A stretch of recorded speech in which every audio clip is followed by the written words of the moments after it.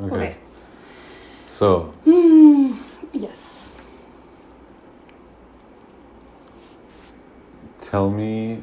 Well, your full name is Éléonore Weill. Éléonore. Éléonore? Yeah. Okay. Also, I go by Leo because I have an extra vowel.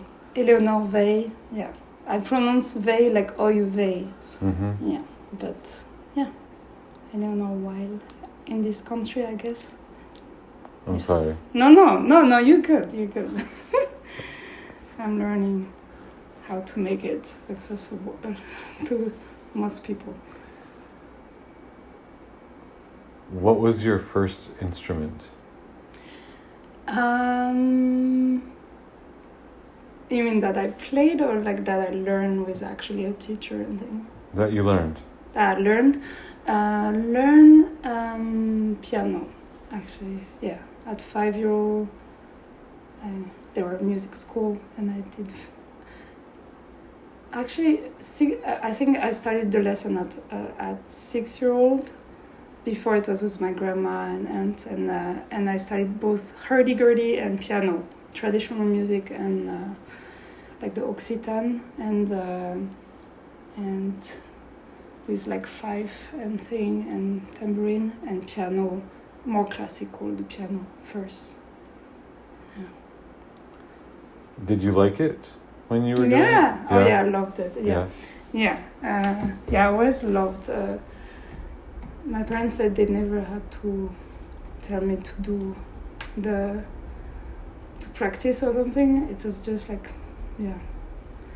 I loved it. The hurdy-gurdy, I did love it for a while, and then when I was a teenager, I have to say, when I was like maybe 13 or 14, I couldn't stand the sound, like, because we were playing Mardi Gras parade. I played actually, one of the songs I play is Adieu Paure Carnaval Occitan. Also Arabic, also French. It's an old melody, but the Occitan version is for Mardi Gras. Goodbye, Mr. Carnival. Poor Carnival.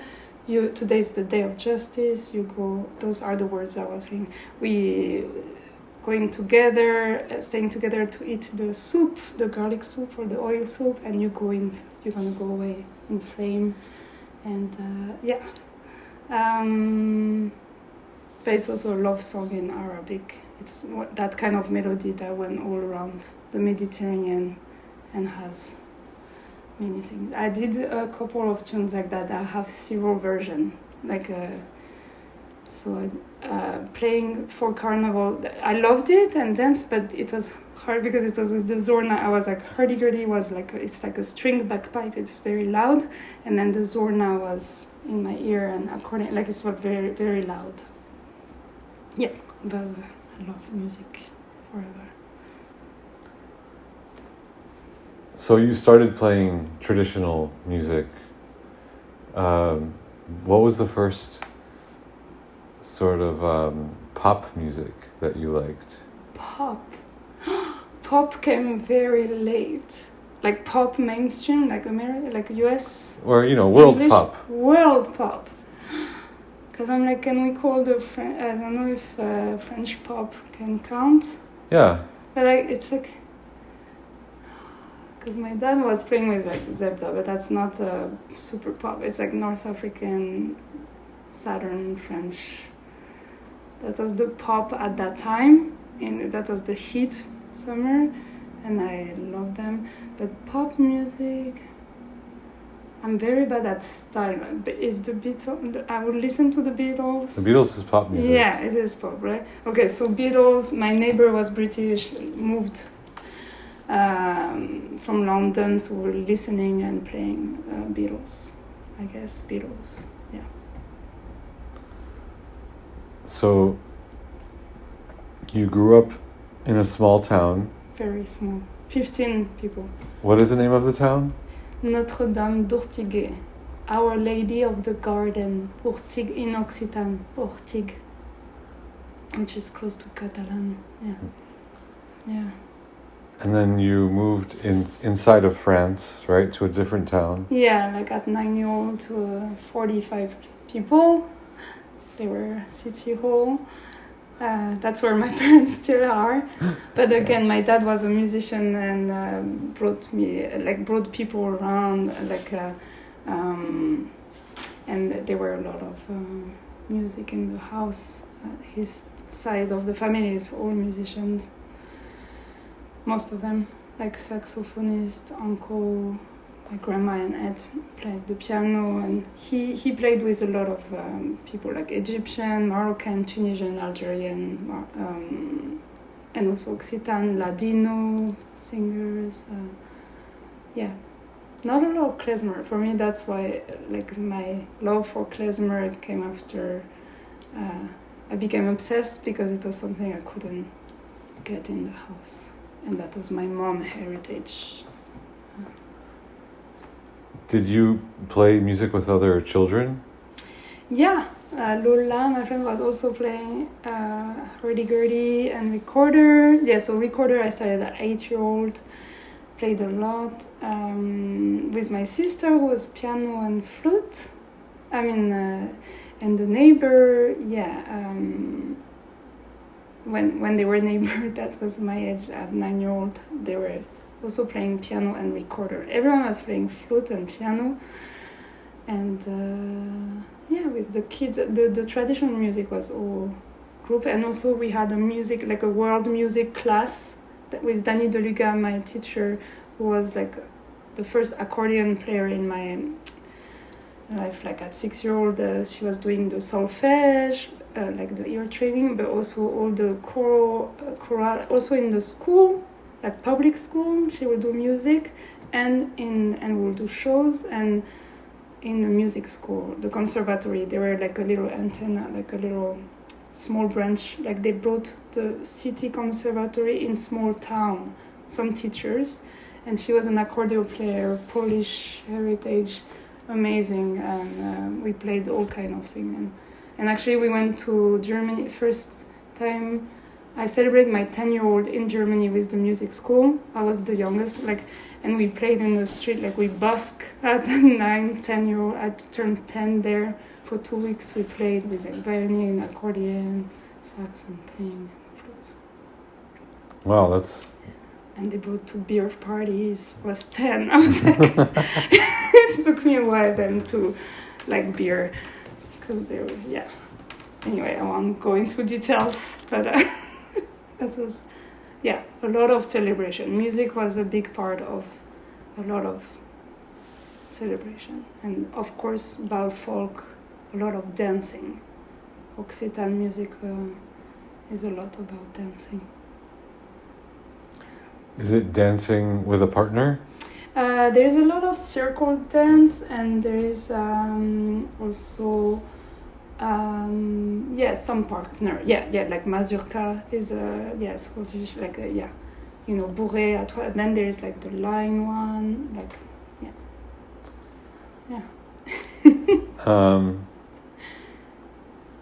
we have a new star. Yeah, the star of the show. Yeah. When did you decide, and why did you decide to come to New York? I decided, so I applied for grant. I was doing ethnomusicology for school. I moved to Paris for that and for klezmer also. So again, I won for my last year of undergraduate, and then I was if I want to learn more klezmer and about it, I should go at one point to New York. My klezmer tate, my mentor, Johnny Cuno, told me, I should spend time there. There's a lot of musicians there and archives, the U. So I applied, and I got a grant to go to Columbia University from Sorbonne and do my master on klezmer. And I did actually on Jewish piano roll, which is related to accordion a bit, because it's also valve and wood, those rolls. Pianola, player piano, is also with rhythm, has the airy, and I love that about the accordion, that it's both breathing and wood inside, but it's secret wood, and air and keyboard and things like that. So the piano roll, you're talking about player pianos. I wrote my second master on Jewish piano, 150 pages on the catalog, because some repertoire only exists on those rolls. So it's like pre-Salinger, I mean, you know what. And it's like the 8 million, like for Jewish Ashkenazi, and the klezmer world, 8 million Jews moved approximately from 1880s to 1924 when they locked the door, the quota of, when the Ellis Island, the quota of Jews were out, so they closed the border. But there were 8 million, and during that time, like those rolls, some are from the late 19th century, and it's like a treasure, like a sound of them. And there's these people that are so not known, like Samuel Perlstein, who played, it's not just holes on the paper, they actually play, there's the Gershwin one is a famous one, maybe. George Gershwin? George Gershwin recorded on those. Actually, you really feel like the ghost of Gershwin. I just encountered this beautiful person, Bob Berkman, who called himself a lunatic, and was a collector. He died in the pandemic. It's very sad, big loss. But he was collecting piano rolls for like 30 years. In Mexico, Russia, all around, there's Jewish piano rolls all around. So I became obsessed. I was already playing accordion and piano, and there's this kind of poetry in the sound of like those valves, like this. It's like a air piano. It has valve, like bellows of the accordion, and the repertoire. Some of it is beautiful. I didn't play, but there's this gorgeous music that now is re-entering the traditional world of klezmer through these rolls. That's amazing. Yeah, it's fun. So are there just a bunch of private piano roll collectors, or do they exist in a library or an archive? There's some in archives and things for sure. So it was, when I first came here, it was still working the... It's okay? Yeah. I can put her in the... No. Yeah? Still live. So there is several archives, but most of them are in big, I had to go to Queens, Buffalo, where the last piano roll factory was still working. When I first came in 2008, 2009, I went and recorded on the player, there to... but then UCLA asked me to send, there's some places have piano, yeah, for sure. There's the Musée de la Mécanique in San Francisco that has some rolls. Then, this giant warehouse place in Queens with hundreds of piano. He has some player piano and a secret room under it. I asked, and I was like, I see you have one player piano there. And he had a little room under the stairs with some rolls. So yeah, a lot of people, it's private thing, but there's, yeah, to be continued, because a lot went out with him also. He was a big, but there's many, I'm sure there's many other places and people. Yeah. So you got into New York, you arrived in New York in 2008. First time, yeah. What did you think? What did I think? Ooh, I was blown away, completely blown away, because I just share where I grew up, right? It's like a cul-de-sac hamlet of 15 people, and my first day here, I think I woke from what was it, the Lower East Side? The Brooklyn Bridge, from Brooklyn, to cross the bridge and arrive all the way, walking to Times Square and arrive at night, and the thing was oh my goodness. And I heard klezmer. I was staying with Éléonore Weill parents, who is another klezmer violinist and whose parents lived here and hosted me, and I was blown away. I had some contact. I went to Lauren Sklenberg's interview. Oh yeah, because I was at that time I was studying my first master. I wrote on piano in klezmer music, so there were all those piano and accordionist. Lauren Sklenberg. I interviewed Pete Ruszewski from the Center of Traditional Music and Dance. Zamran Lotek, and I went to many shows. I will here, met the klezmer scene here, and I was blown away. What was the first neighborhood you lived in? Actually, now they call it Ditmes Park, but it's West Flatbush. It's Flatbush, but like Kensington, Ditmes Park, like on Coney Island Avenue, right across the Banya. They opened the Banya when I lived there, the Russian Bath. Yeah. Right across, on Coney Island Avenue between Courtney and Beverly. Okay. With like a Turkish Roma dancer and singer and like Sri Lanka. Yeah, I was like, oh wow, the entire world, all my dreams, because growing up it was like in music and thing. This is the crazy hours. Yeah, like I listened. My dad, there will be music from all around the world, but on record, like on CDs and thing and recording mostly. Like I grew up with more like diphonic voices and listening to, I don't know, like voice from all around the world. Sufist music, jazz and thing. But then it was like here it's actually people are live music, they are playing it, and yeah.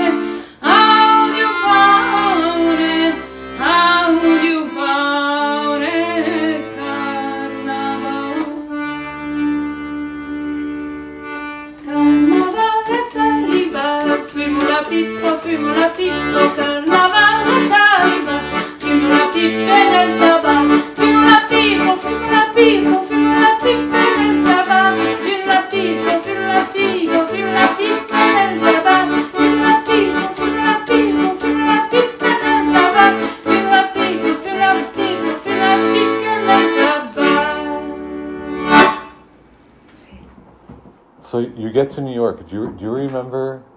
Do you remember the first place you performed in?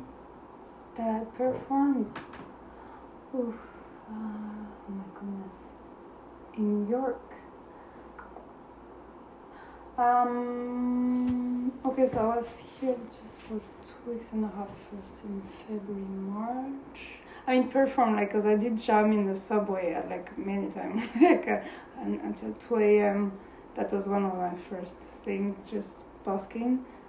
I mean, not, yeah, with, but first show, then I moved back, end of, yeah, I went to class camp, that big festival, and then January.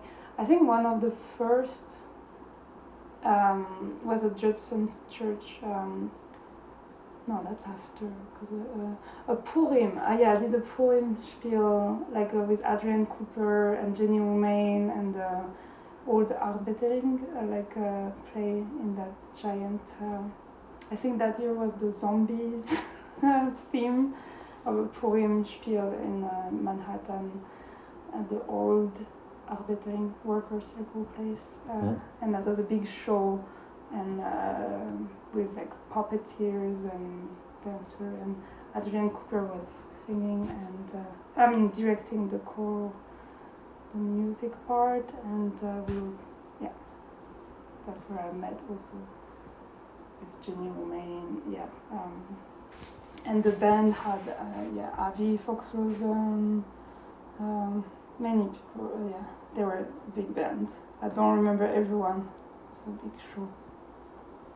They partner every year, and then we will do that every year, partner with different people, like the Filipino workers, the domestic workers. It's like a social justice big show around the Purim. Yeah. From the the Jews for Economic and Racial Justice. They were, yeah.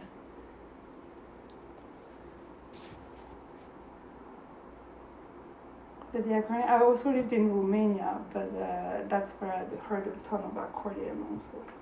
And here I also, when I re-immigrate, because I was here first just for a semester, 2008, 2009 was just this grant, and then I moved back to Europe, and then I re-immigrated in 2012, 2 weeks before Sandy, so they were like the Sandy hurricane, and that the year after for 2 years I think we used to play monthly with Peter Stan, like this amazing accordionist, a Romanian, he's Serbian Roma player, and we will play with Sanda Weigl, the singer, and Branko, Slovak, like once a month, and Jake on violin, and I will play flute and sing, and that's like, he was my big inspiration, Peter Stan, on accordion, and he's still to this day like a big mentor, amazing player. So you arrived at the accordion. What made you want to start playing the accordion? It was in Paris.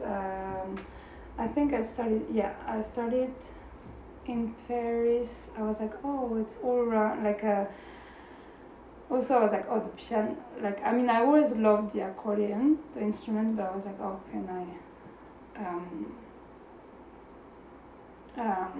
it was like, this, also I didn't have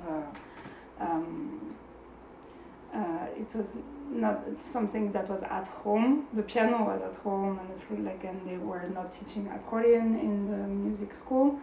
But so I arrived in Paris, and there were accordion everywhere, in the subway, on the street, on stage, and I was doing an festival, and I knew about accordion also, of course.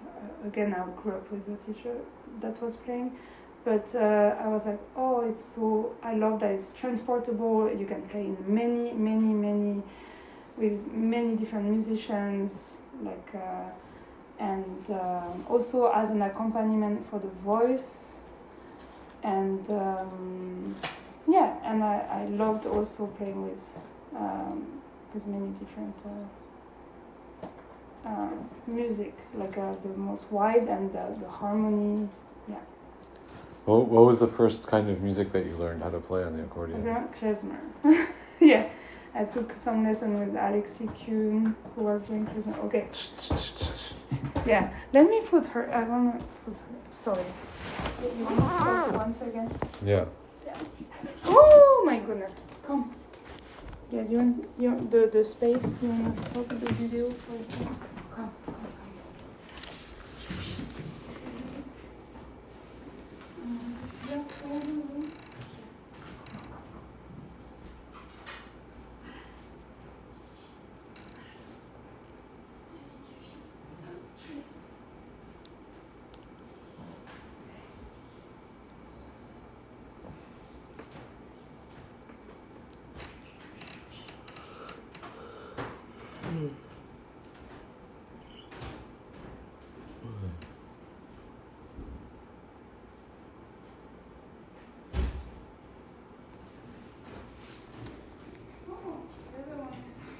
Let's see.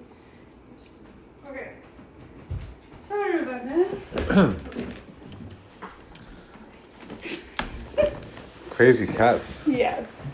Wild cats. Oh my goodness. Oh yeah. Oh my god, that was true. You started again? Oh no. Yeah, no, it's fine. Well, so okay. I'll ask you again. We can start over on that question. So, so the first music you started playing on the accordion was klezmer music, right? Yes. Yes. Yeah. Yeah, in Paris, and I took some lesson, with Alex Kuhn, and then I had a little band, a trio, and then I moved to Romania, and we played with amazing, like, there they were like so absolutely virtuos, like accordionists. We lived in Bessarabia, like in north of Iași, like almost in Ukraine, Moldavia, like northwest of Romania, where it was like the last place that had a traditional orchestra that rehearsed every morning, 10 a.m. And then at the end of this few months, we toured with this amazing, like he's a master, one of the best accordion player in the world, like Petru Baranchuk, for 2 weeks, and they did 3 weeks. I did 2 weeks and a half. I had to leave a little bit earlier. I also learned so much by just listening. There in Romania, it was a bit hard being a woman. I was the only woman. Really? Yes.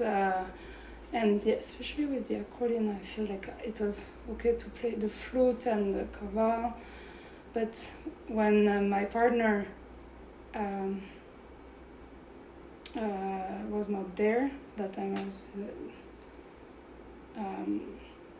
with Jake Schulman, violinist, who was part of that orchestra, and when he was on tour and I was alone, also going to cafe or like restaurant alone and playing accordion, this is a bit intense. Not everywhere, but definitely also, I mean, or you get ignored.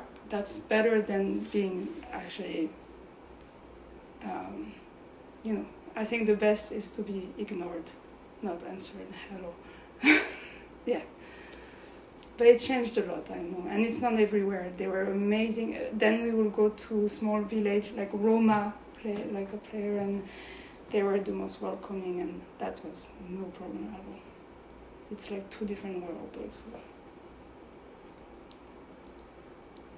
So and Jews and like klezmer was like Romania where we lived was a very like a cradle of klezmer, because Jews and Roma played all the time together. Like they were like the other European, and like they played together, and now there's few Roma left also who knows the repertoire, that they used to play wedding together and sing. So klezmer is Roma music as it is Jewish music? No. No. Klezmer is what Lautar is for Roma music. Lautar are the professional musician of Roma, like Romanian, right? Romanian Roma people. Klezmer at first it just meant professional musician in the medieval time, right? That's the first meaning. But the thing, klez, it's like from two Hebrew words, klez zemer, klez instrument, zemer the voice, instrument of the voice. But then, so that's like the first facsimile. I don't know, like it's like early on. I don't want to go super in details. I know we don't have a ton of time, but like then it changed the meaning. It became like a genre. Klezmer now, since the revival in the U.S. With like all the in the 70s, right, the early 70s, with like I think maybe it's Frank London. I don't know. Like it's like they were the klezmatics. I mean. There's Andy Stadmat that lives next to me, who is in Midwood, who is still around, who is from there, and it became, klezmer is the instrumental music for like celebration of Ashkenaz, right? So it's that repertoire, but very deeply influenced also with like the cantorial and the synagogue, like the modes that I use are like from also cantorial, Chazanut, like Misha Berar, Freigish. The Freigish mode is the same as the Ijaz in Turkish, in Makam, but it's like all the ornaments, all the not ornaments, some people are gonna... Oh yeah, the ornaments. Anyway, the musical... but they like ethnomusical, if you're gonna, then some people will say, it's just the melody is the queen and it has many inspiration of like the krecht, like the way of expressing is very, very deeply Ashkenazi thing. So some melody are similar to the repertoire of Romanian, like non-Jews, like in Moldova, they were in that band, like there's some melody that are the same, but the phrasing and the way of playing it is different. How would you describe your musical community in New York? Oh, in how many words? Queer. Queer, wild, expansive, fabulous. I don't know, like diverse is very... like it used to be, I used to be really in the like Klezmerstadt, like very... deep in that, but it really opened up like I love that I play with like Iranian, played like Palestinian for many years, like I was like Colombians, Venezuelan, like punk, like it's so wide. Haitian, they were like it's absolutely like that's also thanks to the flute, but the accordion is a big part also, like having, and the voice, like accordion is also a big I can put like so it's very wild, expensive, I would say, and queer, and New York is the one place, that thing is very unique. I've been in 36 countries, only New York, like that's where I feel I can be expressing all the fully myself. Like if we think about any human, we are multitude and unique, each human to me, right? It's like, and I think about it like the Arlecchino, in Italy, right? Oh yeah, you have Italian. So Arlecchino made of diamonds, clothes, right? I feel like we all made of so many diamonds, right? Like of color, multicolor, like a multi-diamond.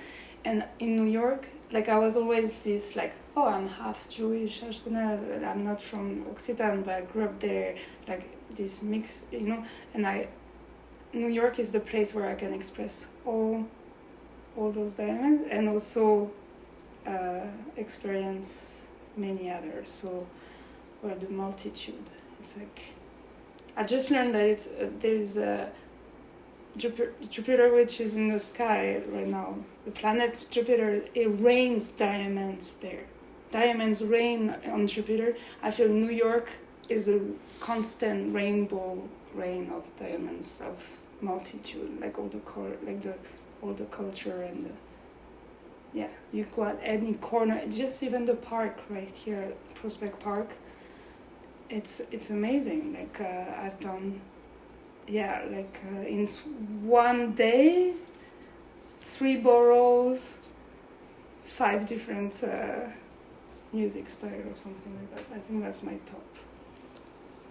Yeah, that's the beautiful thing about New York. Yeah. It doesn't happen in very many places in the world. No. Yeah. It's very unique. It's really, and and accordion is a big part. I feel like it's one with the mariachi. Like there's so many culture that have, and Cajun and like Quebecois. Oh yeah, I spent time also in Quebec. A friend. Oh yeah, I used to sing a little bit. Like that's it's a different style. Yeah. So many people play the accordion. So and the flute. Yeah, and the flute. Accordion and flute, a drum also. Yeah, exactly. And it's transportable. It's like I know, like it's like people call it the squeeze box. It's I have a big love all my life for the most disregarded instrument. I play recorder, hurdy-gurdy, and accordion. I mean piano, okay, but like somebody has to do it. Yeah, it's like all the joke, like if you find one accordion in a car, what happens if you leave an accordion in the car? The joke. It's terrible. You find 5 more accordions in the car. It's like I'm like, they're amazing, those instruments. I was going to ask you if you had any jokes. I was going to ask you. That's the one. Oh yeah? That's the one. Oops, you stole. My goodness. With accordion. That's the one. And it's so terrible. We need better joke. It's not a joke, but 2 days ago I played a birthday, an 80-year-old Yiddish a native speaker birthday. This 80-year-old was born in Russia and hid under a truck at 1 and 2, to make it all the way to Germany and then to the US, survive like that. And she was having a beautiful birthday, and she's, I want klezmer. Yeah, crazy story.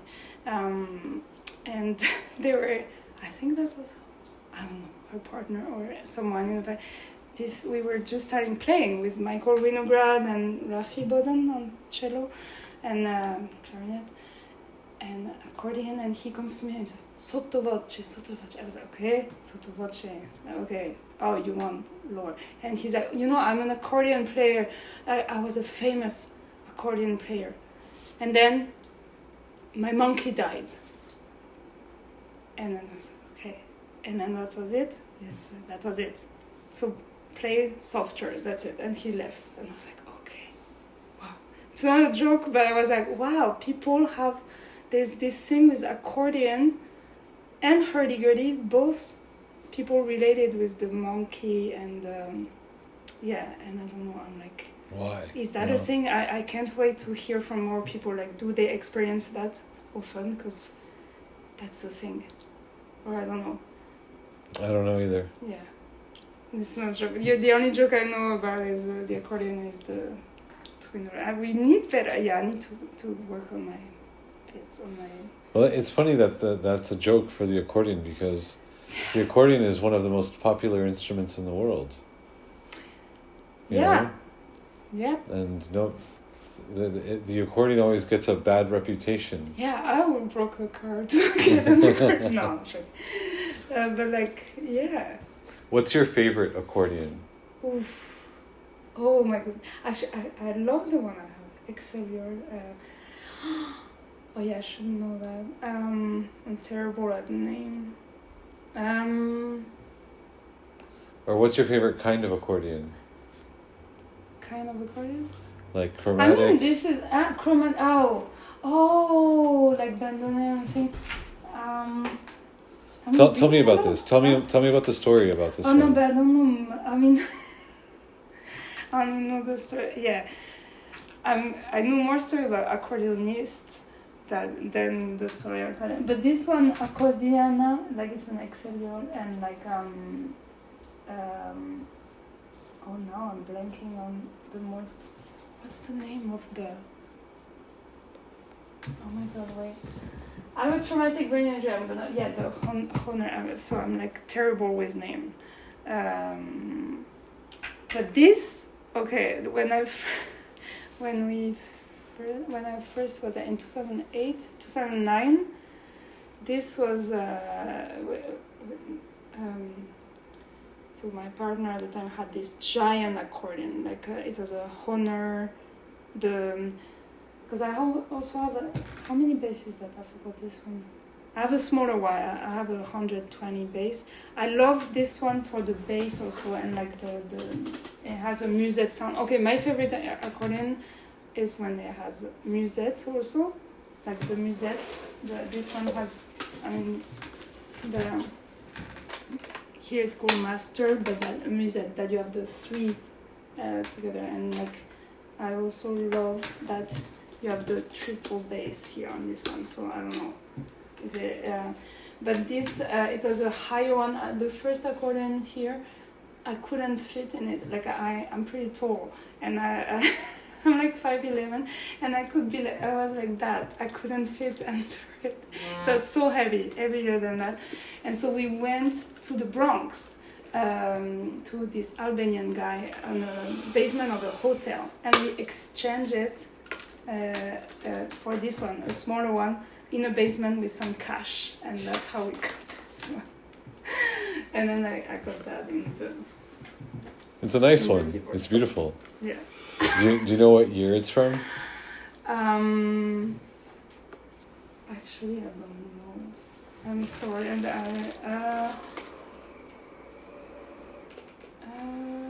I don't know when it was built. Yeah, I don't know enough on I will have to... I don't know. It's okay. It was in this basement. Yeah, I don't know if we got a lot of information. I don't think I got.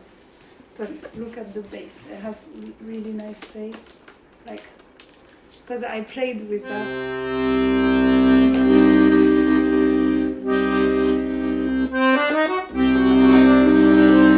But then you can have... I love bass. And then here you have... And the musette.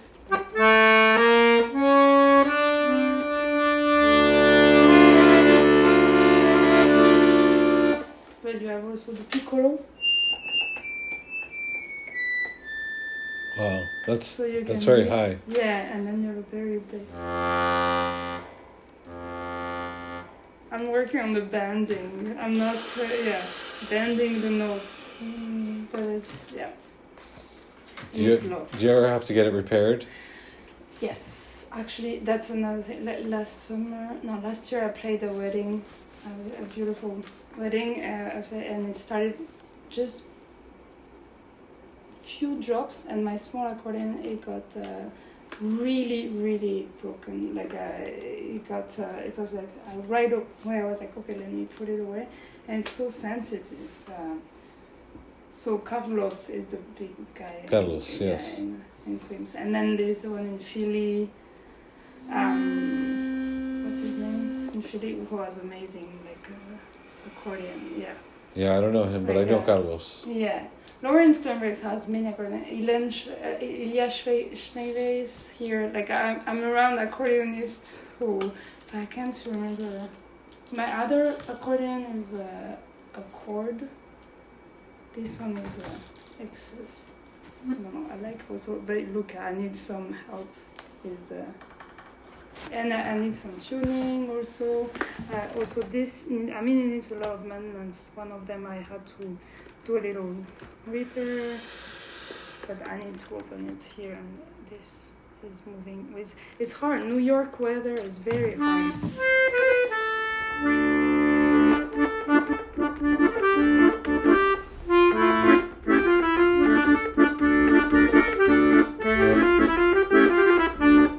That's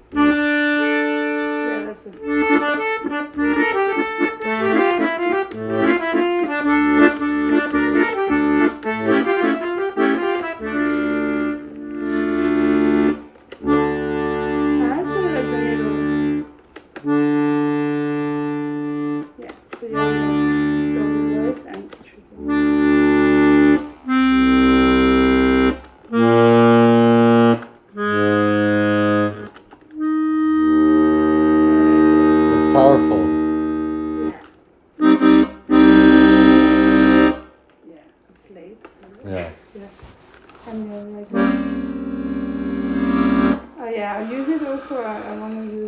like next week, in 2 weeks there's a sound painting. I've been doing sound painting, like live composing. You can Who are you? improvise. Who are you watching? Watching? Well, do you have to watch somebody? No. Oh yeah, somebody. There's a conductor. Like it's Walter Simpson Walter. Am I saying his name? Who created it? But his nephew, like his someday Harmet. I just recorded with him an album on electro hurdy-gurdy. It was accordion and thing, and he brought me in that scene. That it's like you have someone leading. It's like a music language, like sign language. You have hundreds of signs, and then you improvise, but you follow the leader of that. Yeah, it's really fun, and so you can make all the sound, use all the exploration, because you can make it up. So I do love improvising also a lot. That's also a big part of my music life. Yeah, mostly improvising.